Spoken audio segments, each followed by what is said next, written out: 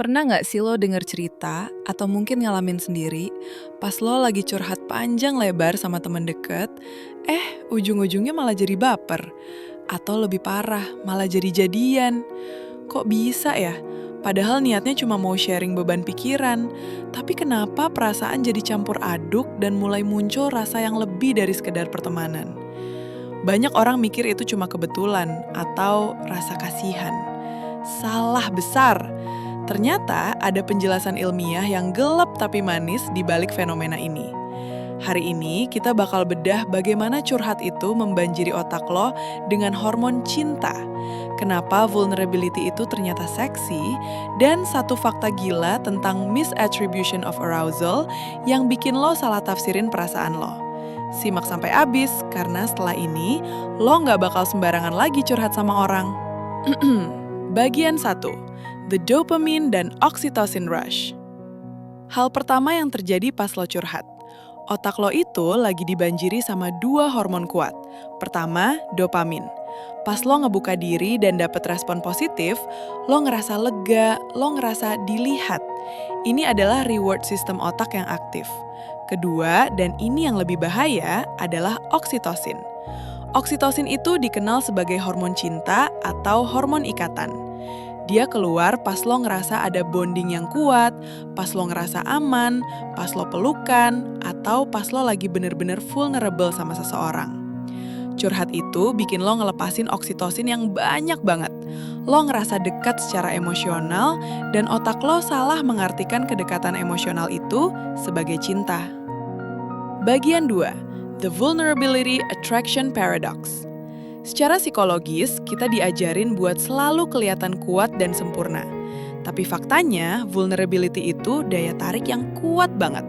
Pas lo curhat dan nunjukin sisi lemah lo lagi nunjukin keberanian yang luar biasa.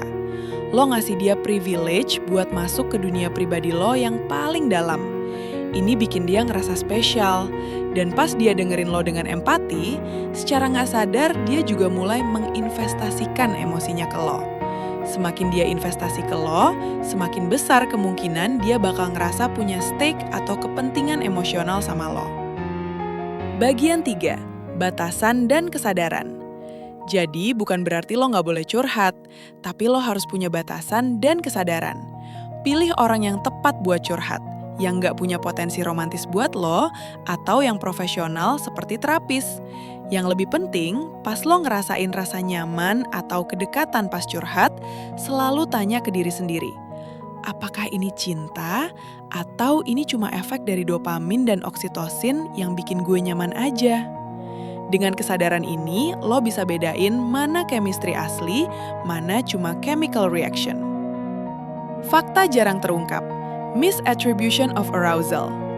Ini fakta gila yang jarang diungkap. Ada fenomena psikologis namanya misattribution of arousal. Ini artinya kita sering salah menafsirkan sumber dari ketegangan atau perasaan berdebar yang kita rasain.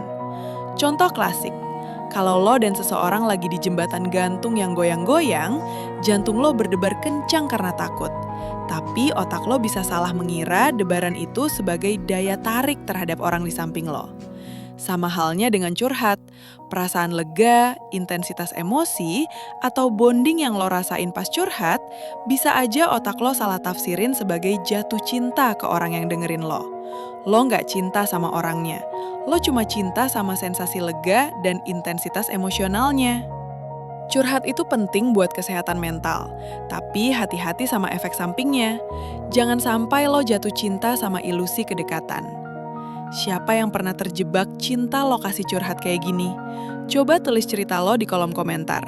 Gue mau denger pengalaman lo. Jangan lupa like kalau video ini ngebuka mata lo, dan subscribe buat bedah psikologi hubungan lainnya. Hati-hati dengan siapa lo berbagi rahasia. See ya!